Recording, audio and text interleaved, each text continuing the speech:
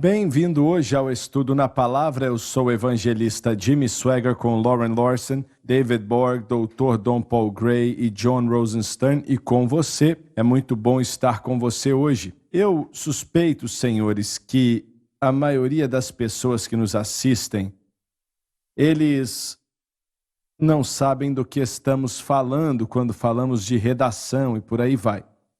Eu me lembro que nós estávamos comprando uma estação de rádio no Texas há anos atrás e o dono dela, enquanto as pessoas iam para lá com advogados e tudo mais, como geralmente é,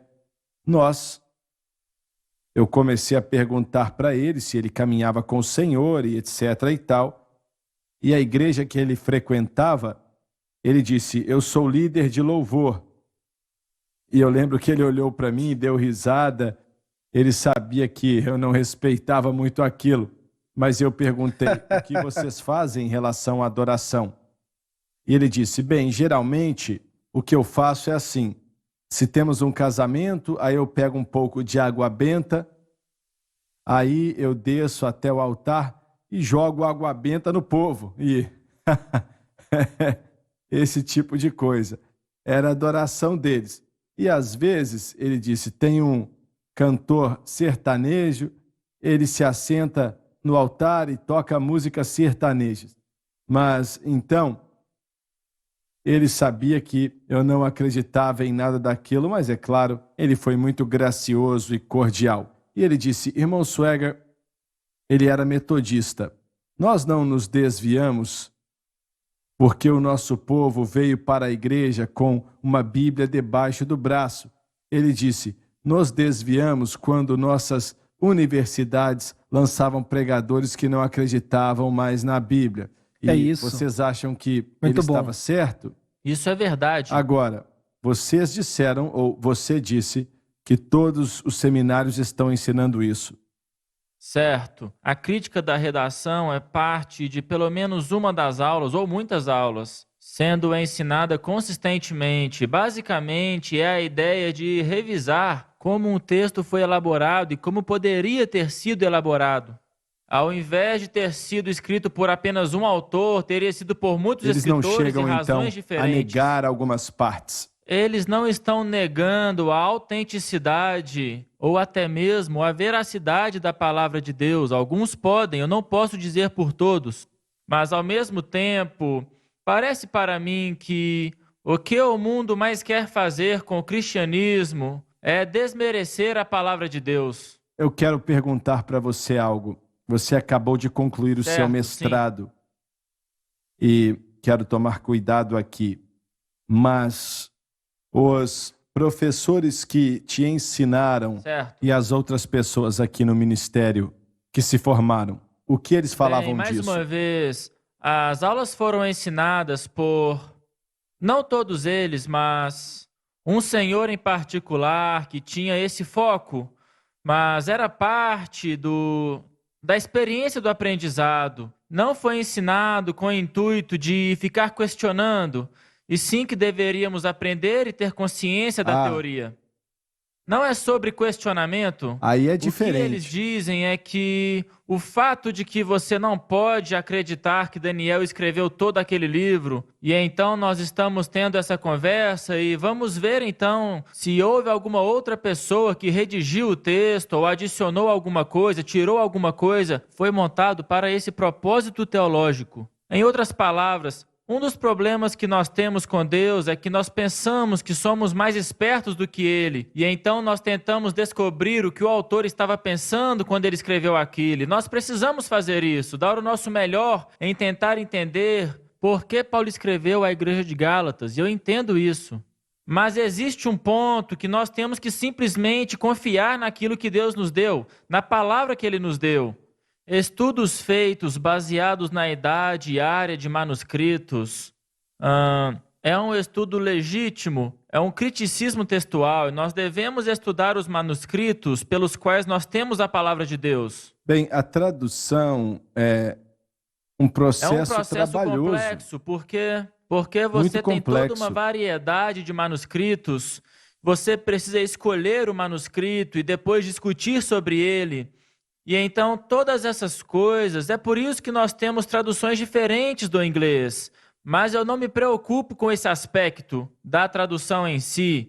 Eu acho que uma boa tradução em inglês ajuda as pessoas que não conseguem ler grego, não conseguem ler em hebraico, possam entender melhor os problemas da crítica textual. Coisas que não verdade. entenderíamos na Certo. linguagem original, nós podemos ver no inglês. Isso não me incomoda, eu não me oponho a traduções de diferentes manuscritos.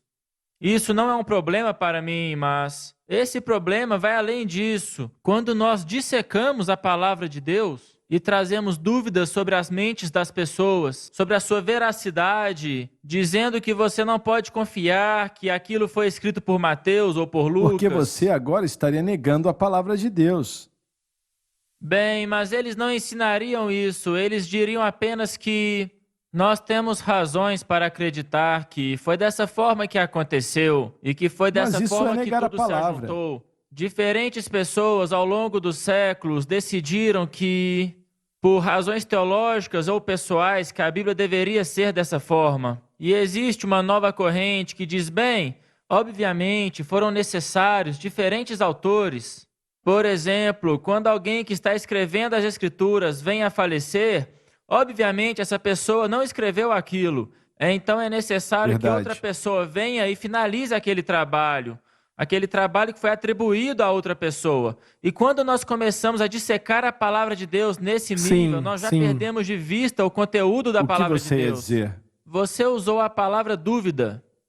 A experiência que eu tive no seminário liberal me levou a duvidar da palavra de Deus. E eu precisei orar sobre isso, estudar sobre isso e ler outros autores. E eu precisei definir isso na minha mente.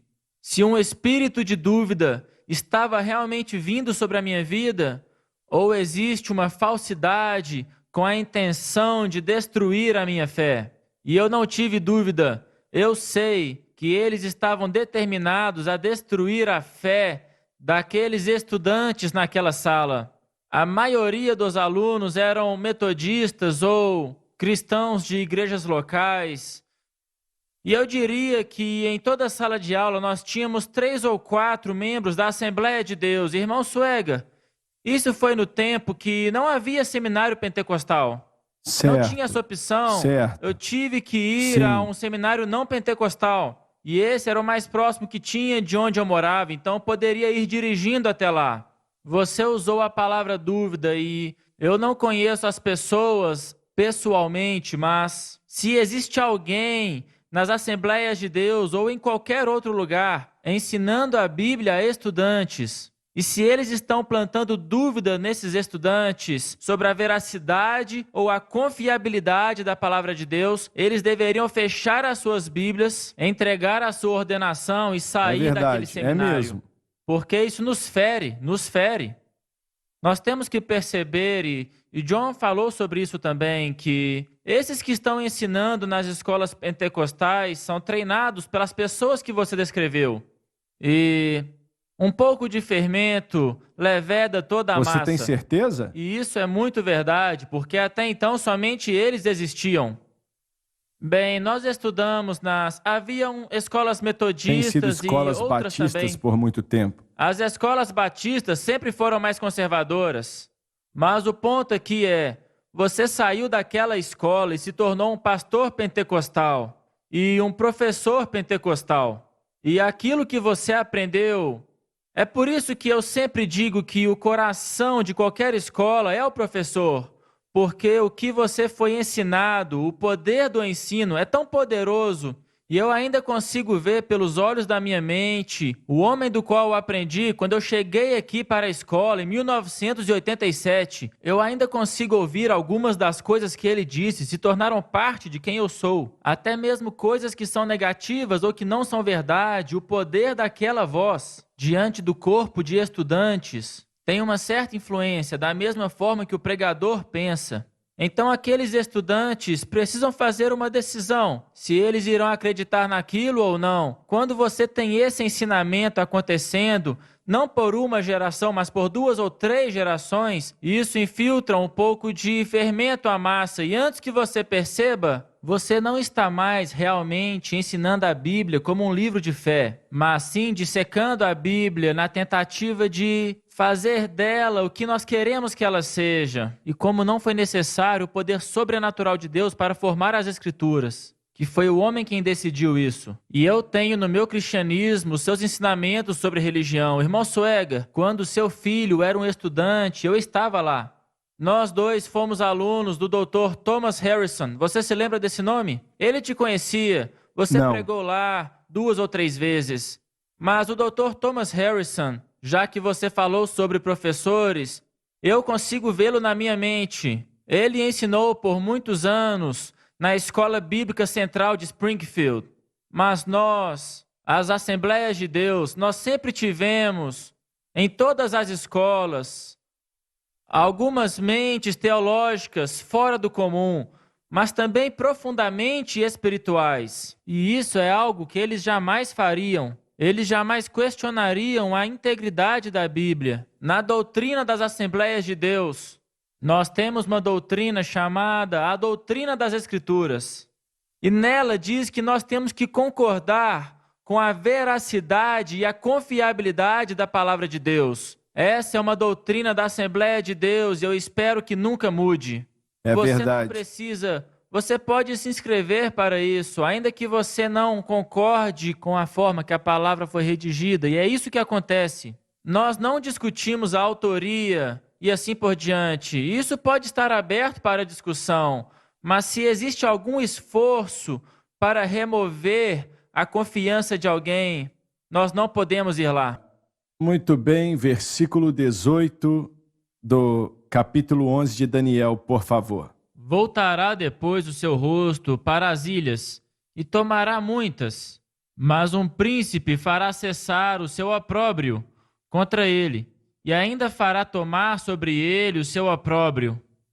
Antíoco atacou a Ásia Menor e a Grécia, mas o general romano Lúcio o derrotou e restaurou o prestígio do nome romano que tinha sido manchado porque Roma não tinha conseguido proteger o Egito e a Grécia. O general Lúcio ofereceu ótimas condições de paz para o Antíoco. E tudo isso vai levar à vinda do Messias.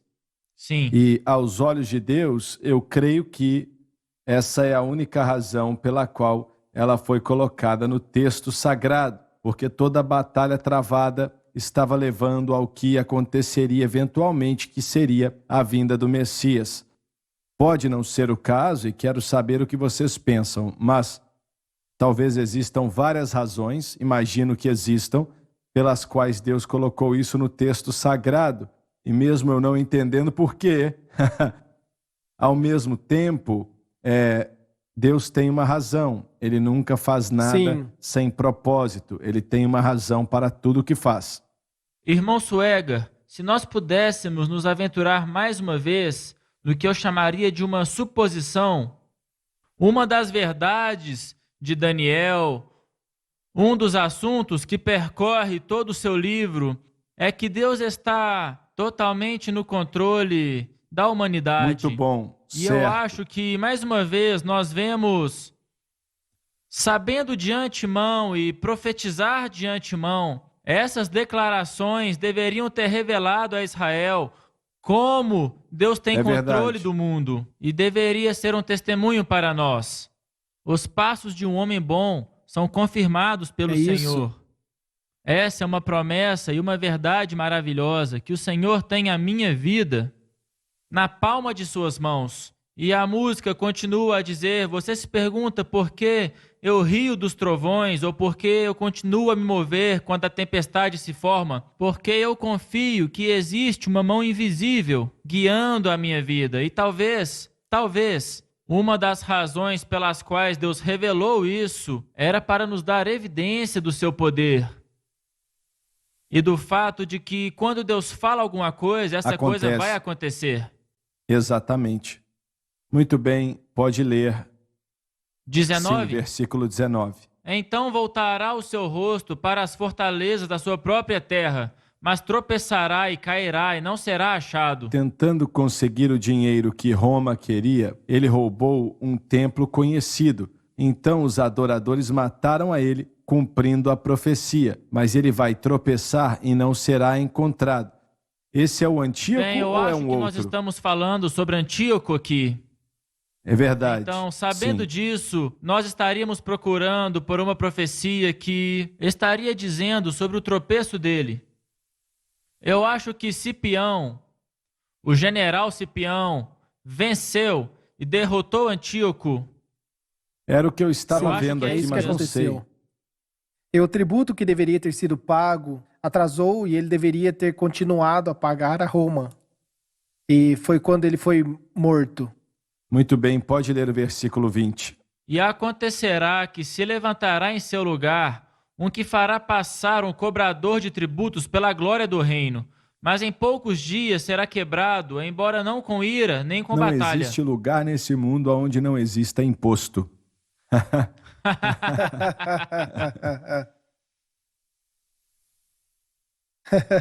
Aumentar os Boa impostos observação. fala de Solúcio IV, levantando dinheiro para pagar tributo para Roma. Em relação à glória do reino, fala dele enviar Elodores até Judá para roubar o templo. Em sua volta, Elodores o envenenou e ele morreu, sem ser irado, e também não foi na batalha, cumprindo essa profecia. Pode continuar.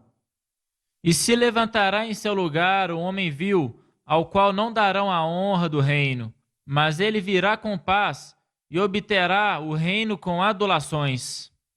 Em seu estado se refere ao reino da Síria, incluindo a Síria antiga e até a Armênia de hoje. Vamos ler isso outra vez. Em seu estado se refere ao reino da Síria, incluindo a Síria antiga e até a Armênia de hoje. A pessoa vil se refere a Antíoco IV, chamado de Epifânio, e do versículo 21 ao 34 está falando dele. Antíoco Epifânio, em suas atitudes e sua crueldade, fala das previsões desse capítulo, mas não as cumpre. Mesmo com alguns dizendo o contrário, Antíoco Epifânio não foi o anticristo.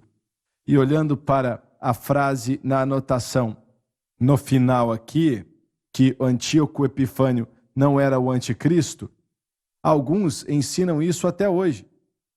Não é Sim. mesmo? Que ele era o anticristo. E claro que se esse for o caso, então não existe anticristo vindo na grande tribulação. E como é que eles concluem tudo isso? Eles não veem a tribulação da forma como eu e você vemos. Eles acham que todos os eventos bíblicos, profeticamente falando, acabaram no final do primeiro século e todo o livro de Apocalipse foi cumprido.